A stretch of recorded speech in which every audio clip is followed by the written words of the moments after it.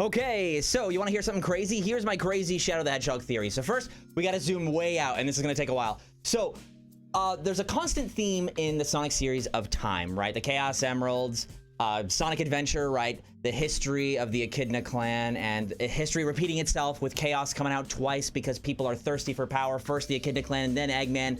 Then we got Sonic 06, time travel all over the place, right? But think about how time travel works in Sonic compared to things like, I know, I always compare to Dragon Ball Z, but I gotta go fast, so I gotta think about stuff that I know off the top of my head. So in Dragon Ball Z, when Trunks goes in time, it creates a new timeline. That's all you need to know. Dragon Ball done. In Sonic, you can actually impact the same timeline, and the flow of time tries to force itself back in line. So for the simplest way to put it is in Sonic Generations, right?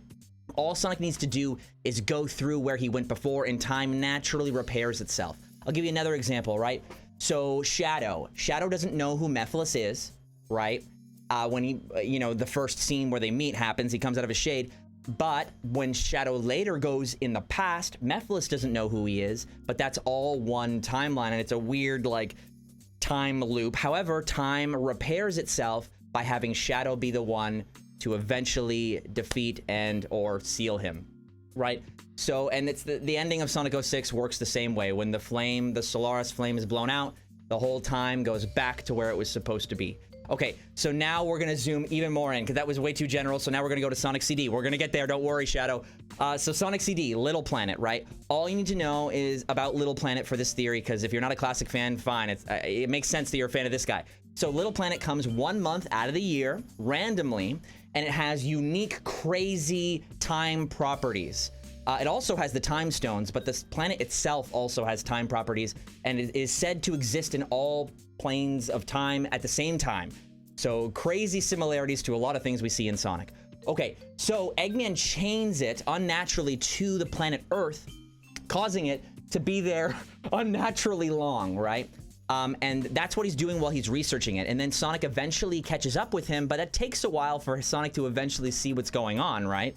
So once he gets there, things have already been pretty bad for a while. Eggman's had plenty of time to use the crazy, weird properties, and he's figured out how to put robot generators in the past, which has allowed him to save up energy because he can also use weird time manipulation to go to the future and collect that same energy. And that's why Metal Sonic, the more impressive version, comes before Mecha Sonic, right?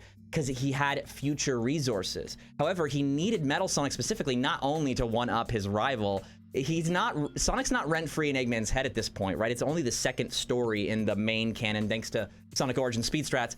But basically, he makes a Metal Sonic not only to one-up him, but also Metal Sonic can travel at the speed that is needed to use the time stones and rewrite history. So there's this rewriting history battle going on in Little Planet. As it's chained too long, Sonic eventually wins using the time stones and freeing Little Planet from its shackles, literally. And we know that it's unnaturally long, staying near Earth, because when the chain breaks, it leaves instantly. And we know that that's something that it's part of its normal course when it goes through. So now we're gonna zoom in a little bit more. The murals. I think you can probably see where I'm going with this. So I think because Little Planet was there too long and chained, also, it's literally in the story of Sonic CD that because of what Eggman is doing in the past, animals are so afraid that they're hiding, right? So some of them probably like ran away, straight up, ran right off planet. They're like, I'm out of here. They're using that chain because it's easy. Sonic got up, they can get down, and Sonic definitely is freeing some of them as he goes